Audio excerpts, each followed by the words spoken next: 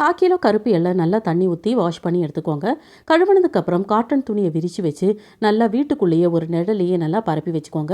3 மணி நேரத்திலேயே நல்லா காஞ்சி வந்துடும். இனிமே இந்த வீடியோ டீட்டெயிலாக தெரியணும்னா கம்யூனிட்டி செக்ஷனில் லிங்க் இருக்கும், பார்த்துக்கோங்க ஃப்ரெண்ட்ஸ்.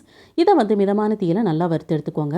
வறுத்து எடுத்ததுக்கப்புறம் நம்ம கொரப்பாக பவுடர் பண்ணி ஒரு பாத்திரத்துக்கு மாற்றிக்கலாம்.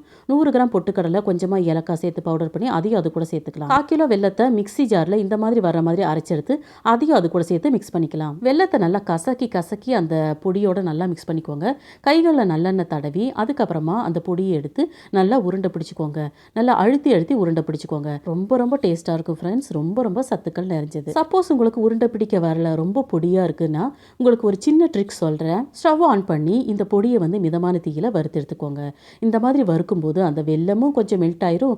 அது மட்டும் இல்லாமல் அந்த எள்ளிலிருந்தும் லைட்டாக எண்ணெய் கசிஞ்சு வரும். அதுக்கப்புறமா அந்த பொடி லகுவாயிரும். ஈஸியாக நீங்கள் உருண்டை பிடிச்சிக்கலாம். தேங்க்யூ.